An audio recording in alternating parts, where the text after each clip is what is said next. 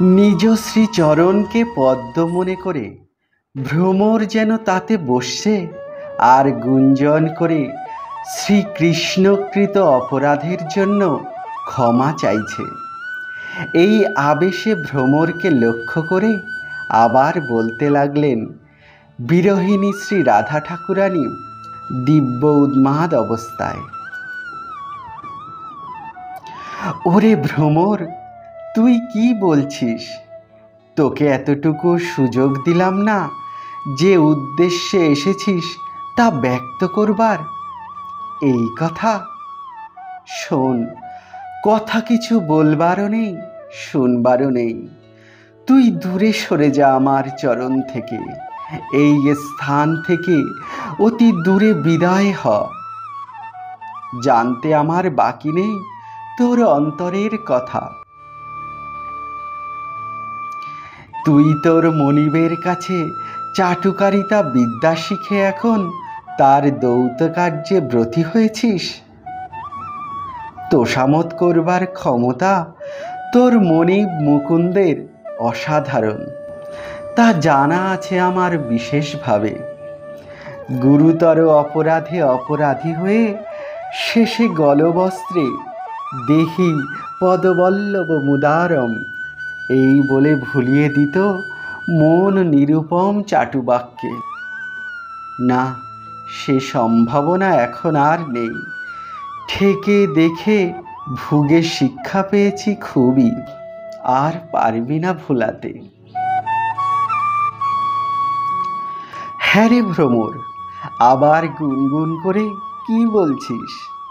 বলছিস প্রিয়তমের সঙ্গে বিবাদ না করে সন্ধি সংস্থাপন করুন। মুখে আনিস না আরো কথা। কপটতা চলতে পারে ততক্ষণই যতক্ষণ সেটা ধরা না পড়ে। আমরা মর্মে মর্মে ধরে ফেলেছি কপটির কপটতা। যদি বলিস কি কপটতা সে করেছে, তাও কি বলতে হবে? তবে বলি শোন।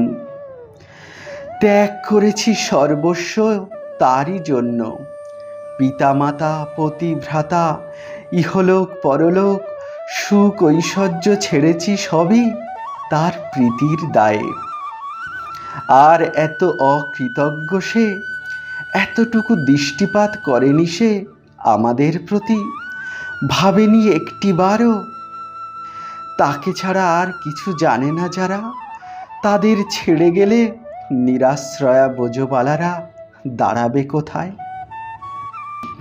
নিজ স্বার্থসিদ্ধির উদ্দেশ্যে সব ভুলিয়ে চরণে প্রপন্ন করে ত্যাগ করে গিয়েছেন নির্মমের মতো আমাদেরকে।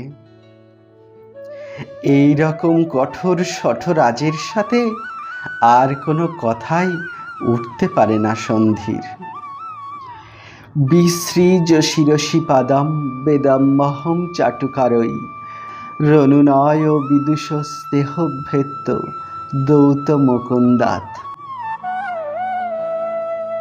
তীব্র বিরহের দিব্য উন্মাদ অবস্থায় চিত্রজল্প একটি অনুভব, তার ভেদ দশবিধ। এই শ্লোকে সংজল্প নামক পঞ্চম ভেদ প্রকটিত।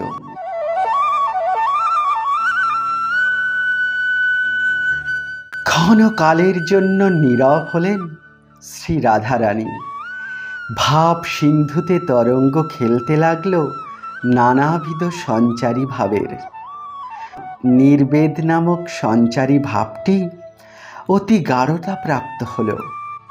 প্রাণ সর্বস্ব প্রিয়জনের প্রতি রোষ দৃষ্টি বেড়ে চলল। শ্রীকৃষ্ণের সহিত আমার সম্পর্কের আর কোনো প্রয়োজন নেই, এই ভাবনার উদয় হল প্রবলভাবে। অরসিক অভক্তজনের মতো বৈরস্যময় কথা বলতে লাগলেন প্রণয়ের বিবর্তে হাবুডুবু খেতে খেতে। শোন রে ভ্রমর, আর তুলিস না শ্যামের সঙ্গে সখ্যের কথা। তার কুটিলতা, নির্মমতা ও অধার্মিকতার পরিসীমা নেই। যদি বলিস কি প্রমাণ পেয়েছেন তার নির্দয়তার, বলি তবে শোন। বানরের রাজা ছিল বালি, গোপনে থেকে ওকে নৃশংসভাবে মেরেছিল বাণ বিদ্ধ করে। বানরবধ করে না হীন চরিত্র ব্যাধেরা পর্যন্ত, কারণ ওদের মাংস অভক্ষ। আর ব্যাধ বিগর্হিত এই অশোভন কার্য করেছিল সে ধার্মিক কুলের মুকুটমণি হয়ে। মৃগয়ূরিব কপীন্দ্রম বিবধে লুপ্ত ধর্মা। আবার দেখ শূর্পণখার নাসিকা কর্ণ ছেদন ব্যাপারটা, এ কি বলবার কথা।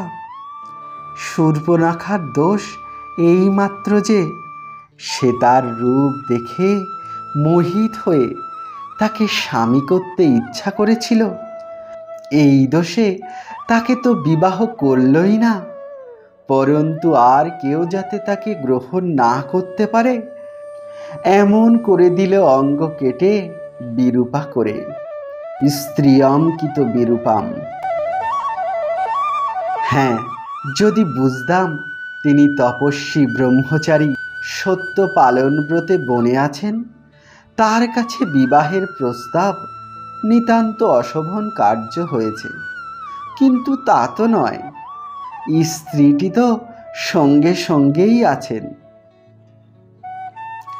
যদি অপর কাউকেই গ্রহণ করতে ইচ্ছা নেই, তাহলে এত রূপের সৌন্দর্য বিস্তার করবার দরকার কি ছিল। রূপ দেখিয়ে মুগ্ধ করে শেষে কিনা অমানুষোচিত অপমান, এই নির্মমতা প্রকাশের কি ভাষা আছে। আরও বলি শোন তার প্রাণহীনতার কথা। আর কেই বা না জানে বলি মহারাজের লাঞ্ছনার কথা। দশরথের পুত্র নয় ক্ষত্রিয় ছিল, মারধর তার করাই জাতি ধর্ম। কিন্তু কশ্যপের পুত্র বামন তো ব্রাহ্মণ কুমার, ব্রহ্মচারী। দেখে মনে হয় শান্তি কান্তি গুণযুক্ত সৎ বিপ্র। বলি মহারাজের দোষটা কি। সে ব্রহ্মচারী ব্রাহ্মণ কুমারকে আদর যত্ন ভক্তি করে ত্রিপাদ ভূমিদানের প্রতিশ্রুতি দিয়েছে। বলির পূজা গ্রহণকালে দেখালেন কচি কচি পা।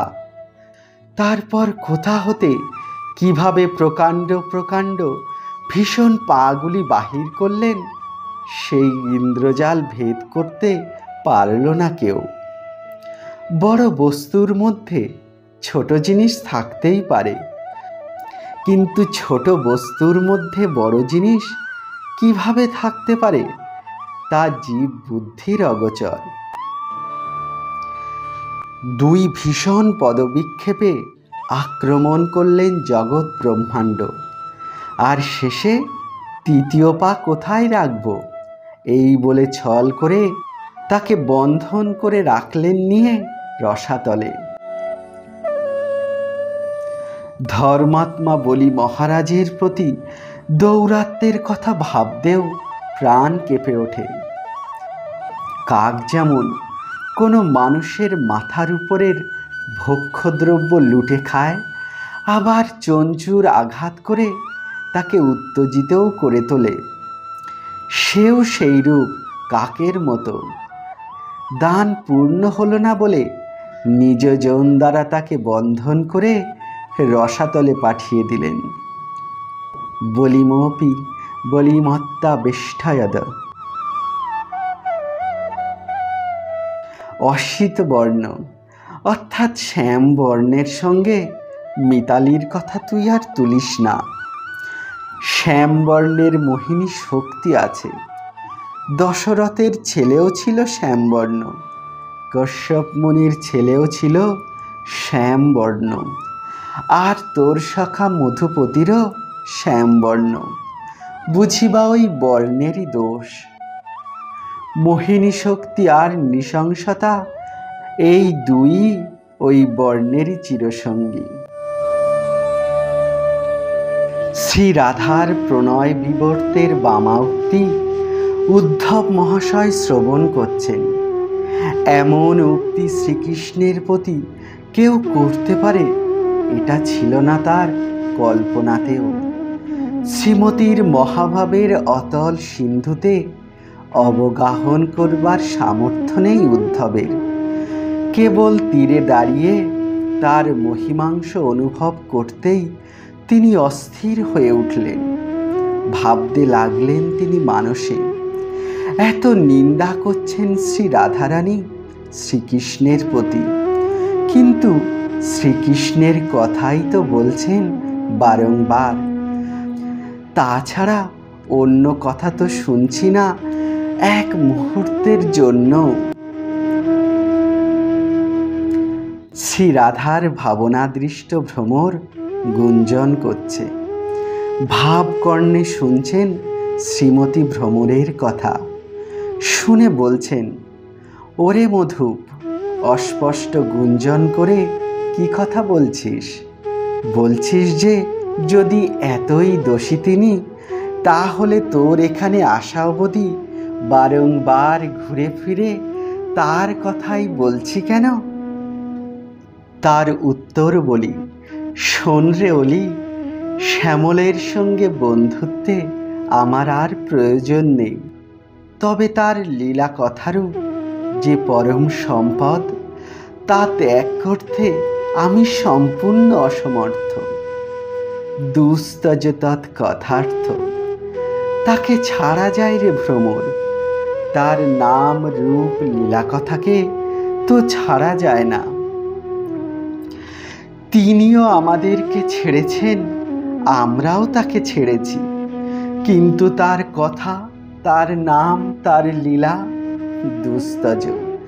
তাকে হারিয়েই আমরা বেঁচে আছি তার নাম লীলা কথা নিয়ে। কথা ছাড়লে, নাম ছাড়লে আর বাঁচব না।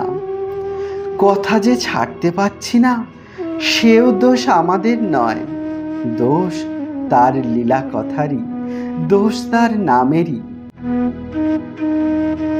তার নামই ছাড়তে চায় না আমাদের রসনা। জানে ছেড়ে দিলে আমরা বাঁচব না। আমরা মরে গেলে এত কষ্ট ভোগ করবে কারা? আমাদেরকে বধ করতে তো তার ইচ্ছা নেই, আমাদেরকে যন্ত্রণা দেওয়াই তার ইচ্ছা।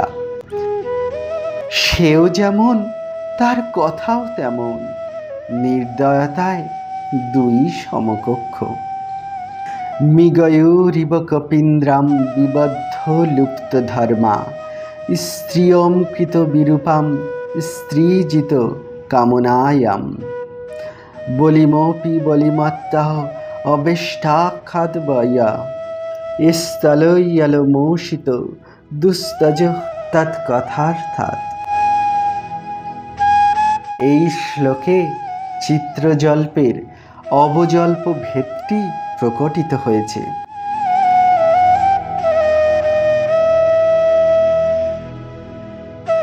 দিব্য উন্মাদের ভাব তরঙ্গাঘাতে শ্রী রাধারানীর এই সকল উক্তি।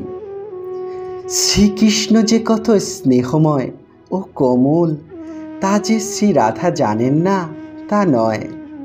শূর্পনখার প্রতি ব্যবহার বাহ্যত নির্দয়তার মতো প্রতীতি হলেও বস্তুত ওটাও পরম করুণারই নিদর্শন। শূর্পনখা শ্রীরামকে স্বামীরূপে চেয়েছিলেন। সরলভাবেই চাক আর কপটভাবেই চাক, চেয়েছে যখন ভগবানকে স্বামী ভাবে, তখন তা সে পাবেই। যখন বাসনা উদয় হয়েছে ওর অন্তরে, ভগবানের ওকে গ্রহণ করতেই হবে পত্নী রূপে। কিন্তু এক পত্নী ব্রতধর শ্রীরাম অন্য নারী গ্রহণ করতে পারেন না পত্নী রূপে। সুতরাং যতদিন না তিনি আবার আসেন বহুবল্লভা হয়ে, ততদিন শূর্পনখাকে অপেক্ষা তো করতেই হবে। এই অপেক্ষার সুদীর্ঘ সময় মধ্যে যদি অন্য কেউ তার পাণিগ্রহণ করে, বা অন্য কারো প্রতি তার চিত্ত আকৃষ্ট হয়, তাহলে শ্রীহরির ভক্ত বাঞ্ছা কল্পতরু নামে দোষ স্পর্শিত হবে। তা কিভাবে করুণানিলয় প্রভু হতে দেবেন? দাপরে আসবেন নন্দালয়ে বহুবল্লভা হয়ে, যে চাইবে চরণ সেবা তাকেই গ্রহণ করবেন।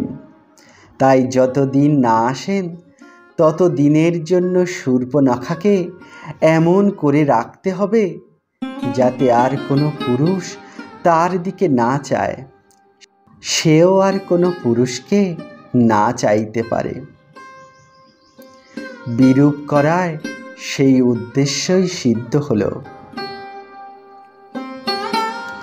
তারপর দাপরে সেই শূর্পণখা আসলো কুব্জা হয়ে।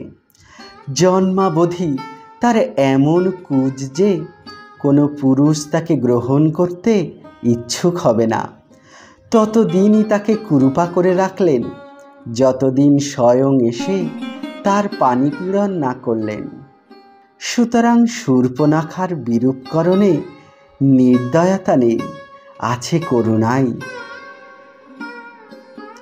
আর বালিবধ নির্দয়তা নয়। বালিবধান্তে বালির স্ত্রী তারা বিলাপ করতে করতে শ্রীরামকে ভৎসনা করে যতগুলি প্রশ্ন তুলেছিলেন, শ্রীরাম সে সবগুলির যুক্তিসঙ্গত উত্তর দিয়েছিলেন। বালি মহাপাপ করেছিলেন কনিষ্ঠের সহধর্মিণীকে অঙ্কশায়িনী করে। এই চরিত্রহীনতার জন্য সে সাজা পাওয়ার উপযুক্ত। সুগ্রীব রামের বন্ধু, বন্ধুর শত্রু শত্রুই। হীনকর্মা শত্রুকে বধ করা রামের তখন একান্ত কর্তব্য ছিল। আবার বালির বর ছিল সম্মুখ সমরে কেউই তাকে বধ করতে পারবে না। সুতরাং অন্তরাল থেকে তীর নিক্ষেপ করা কোনো দোষ হতে পারে না। বলি ছলনাতেও ধূর্ততা নেই, করুণায় আছে। 2 পদক্ষেপে বামনদেব ত্রিভুবন আক্রমণ করে বলিকে বললেন, আর এক পা কোথায় দেব? বলি বললেন, প্রভু আমারও আর স্থান নেই, আপনারও আর পা নেই। প্রভু বললেন, যদি স্থান দিতে পারো তাহলে পাও দিতে পারি। বলি ভাবলেন, সর্বস্ব দিয়েছি বটে, কিন্তু নিজেকে তো দেইনি। তখন নিজ মস্তক পেতে দিলেন। প্রভু বামনদেব তার আরেকটি চরণ দ্বারা গ্রহণ করলেন এবং তাকে পাতালে নিয়ে গেলেন। পাতালে গিয়ে তাকে বন্দী করলেন এটা বড় কথা নয়, তার দুয়ারে যে নিজে চিরতরে বন্দী হয়ে রইলেন এটাই বড় কথা। সকল কাজেই করুণাময়ের করুণাধারা প্রবাহিত। মহাভাব সিন্ধুর সুগভীর বক্রভাবের তরঙ্গাঘাতে সঞ্চরী ভাবের প্রবলতায় শ্রী রাধারানী শ্রীকৃষ্ণের গুণেও দোষ আবিষ্কার করছেন। এটাই চিত্রজল্প।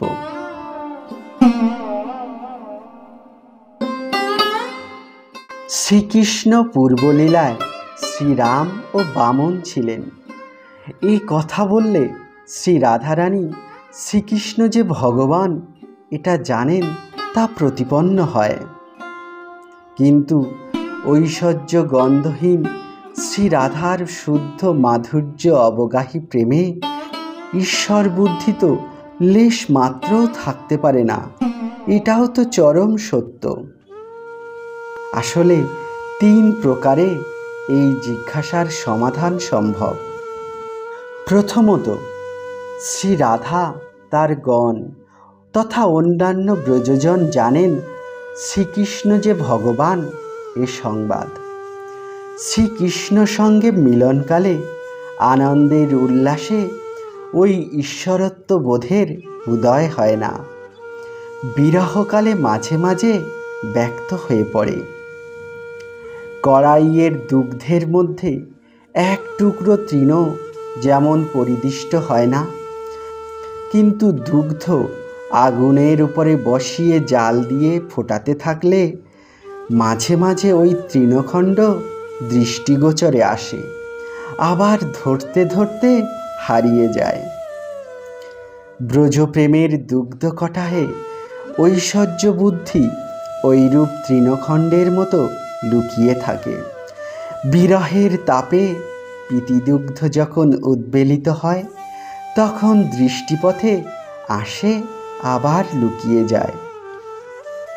বিরহে ভাব উদ্দীপক উক্তি রাস রজনীতে গোপী গীতেও দৃষ্ট হয়। ন খলু গোপিকা নন্দন ভবান, অখিল দেহিনাম অন্তরাত্র দিক। দ্বিতীয়ত হল, শ্রী রাধা ও অন্যান্য ব্রজজনেরা শ্রীকৃষ্ণকে ভগবান বলে কখনো জানেন না। তিনি তাদের শ্রেষ্ঠ প্রিয়তম, শ্রেষ্ঠ নন। শ্রীকৃষ্ণ গোপীদের জীবিত ঈশ্বর, কখনো জগদীশ্বর নন। তবে যে ঐরূপ উক্তি দৃষ্ট হয়, তা তাদের নিজেদের জানা বা বিশ্বাস করা কথা নয়, শোনা কথা মাত্র। গর্গাচার্য, পৌর্ণমাসী দেবী, নান্দিমুখী প্রভৃতির মুখে তারা শুনেছেন যে কৃষ্ণ নাকি মানুষ নয়, ঈশ্বর। এই শোনা কথা প্রয়োজন হলে তারা ধার করে প্রয়োগ করে থাকে। যেমন গরিব লোকের নিজেদের ভালো কাপড় অলংকার থাকে না, কোনো বিশেষ অনুষ্ঠানে যেতে হলে তারা প্রতিবেশী ধনী বন্ধুর মেয়েদের নিকট হতে ধার চেয়ে নেন, আবার কার্যান্তে প্রত্যর্পণ করেন। তদ্রূপ শ্রীকৃষ্ণ ঈশ্বর, এই ভাবনা গোপীদের অন্তরের সম্পদ নয়, অন্যের নিকট হতে ধার করা কথা। শ্রীকৃষ্ণ সঙ্গে মিলনকালে ওই বস্তু তারা কখনো ধার করেন না। বিরহকালে, ক্রন্দনকালে নিবেদন প্রার্থনা করতে বা বাম্যভাবের ওলাহন করতে তারা ওইসব পরের দ্রব্য কিছু সময়ের জন্য ধার করে ব্যবহার করেন মাত্র। আর তৃতীয়ত হল, এই শ্লোকে কৃষ্ণ যে অন্য লীলায় শ্রীরাম বা শ্রী বামন ছিলেন এমন কোনো উক্তি নেই। তদলমোষিত সখ্য, অসিতের সঙ্গে সখ্যে আর প্রয়োজন নেই, এই মাত্র আছে। অসিত পদে শ্যামবর্ণ, বর্ণগত সাম্যে রাম ও বামনের মতো ঈশ্বর যখন নির্মম হয়েছেন, তখন স্বভাবত কুটিল যে যদুপতি কালো বর্ণ হওয়ায় যে নির্দয়ী ও কপটী হবে, তাতে আর সন্দেহ কি? সুতরাং শ্যামলের কৌটিল্যে ভীত হয়েই শ্রীমতী ওইসব উক্তি করেছেন, শ্রীকৃষ্ণে ঈশ্বর বুদ্ধি হতে নয়। বস্তুত ওই সকল কথা কোনো বিচার বুদ্ধি হতে উদ্ভূত নয়। মহাভাব সমুদ্রের তরঙ্গমালার অসংখ্য উচ্ছ্বাসই এই সকল চিত্রজল্পের মূল উৎস। জয়ন্তাই।